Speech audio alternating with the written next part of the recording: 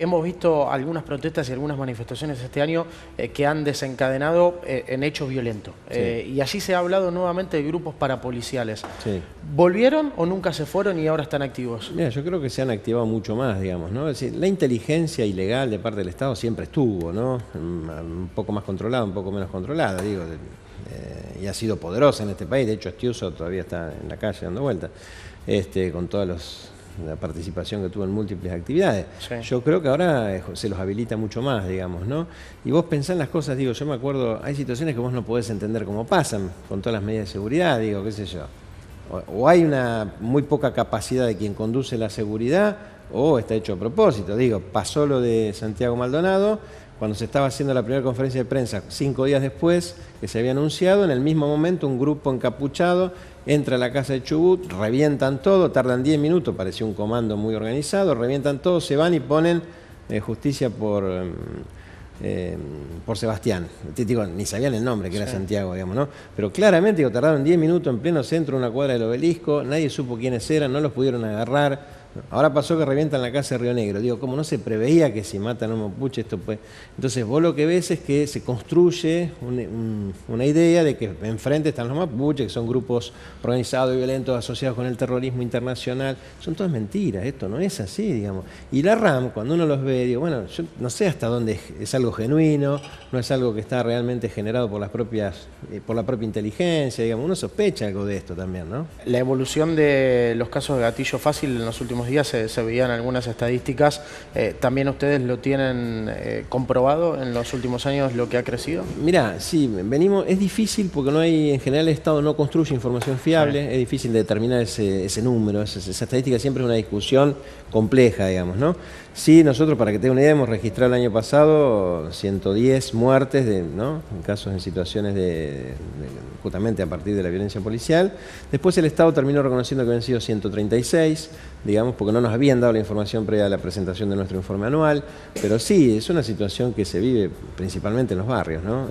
Y uno después, trabajando esos casos, ve que en muchos casos son casos armados, ¿no es cierto?, donde le plantan un arma a un pibe, donde la persona que dice que murió en el supuesto enfrentamiento no fue tal, ¿no es cierto? Eso sí, hacemos un estudio en los informes anuales, siempre reflejamos esos casos, que suelen ser la mayoría, y aparecen las irregularidades porque quien investiga ese hecho suele ser la misma policía, ¿no? Entonces se ocultan pruebas, se cambian, bueno, ahí tenemos también una complejidad que hay que trabajarla, ¿no? ¿Cuál es la imagen que hoy, digo, con toda esta estadística, con los casos de las prisiones como están en la Argentina, de que hay detenidos en comisarías, algo que no debiera suceder ni siquiera por cuestión de horas, que tienen de nuestro país en el exterior, digo, en base a la estadística que ustedes reflejan también? Y es muy crítica, digamos, ¿no? Lo que uno ve en los organismos internacionales de derechos humanos, en los informes que hablan sobre la Argentina, son muy críticos, digamos, todos ven que se violan los derechos humanos. Esta regresión en materia de violación de los derechos humanos se perciben, se ven.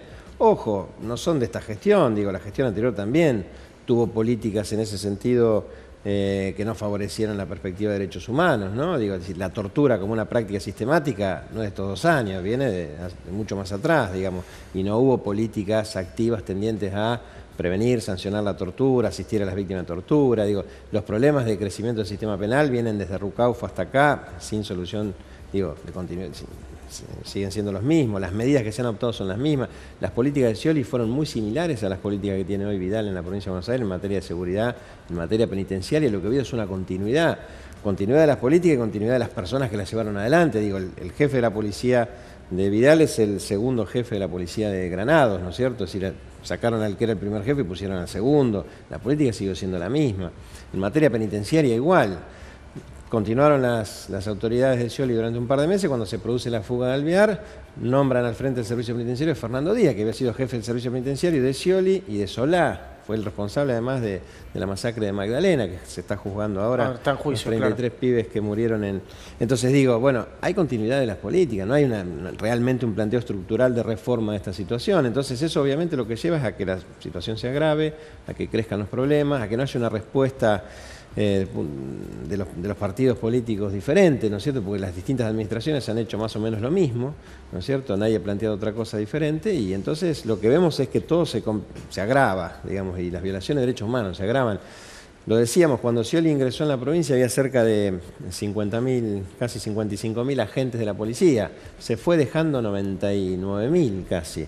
Nosotros decíamos, el doble de policía va a generar el doble de violaciones de derechos humanos. ¿Por qué? Porque una policía desprofesionalizada, las policías locales con 3 meses de capacitación, una sola práctica de tiro con suerte, la largan a la calle a controlar el delito. Bueno, eso no hay forma de que realmente sea una actuación profesional y seria, ¿no es cierto? Y es lo que está pasando, lo que anunciamos que iba a pasar, lamentablemente. Hablabas de continuidad y agradeciendo el tiempo, aprovecho la última consulta. Hablabas de continuidad en los gobiernos provinciales respecto de las cuestiones del servicio penitenciario. Recuerdo hace meses atrás, y se ha anunciado como un gran acto de gestión provincial, el cambio en el servicio penitenciario. Eso no ha generado ninguna evolución hacia adentro, en ningún tipo de condición. Fue un anuncio mediático nada más. Quedó allí.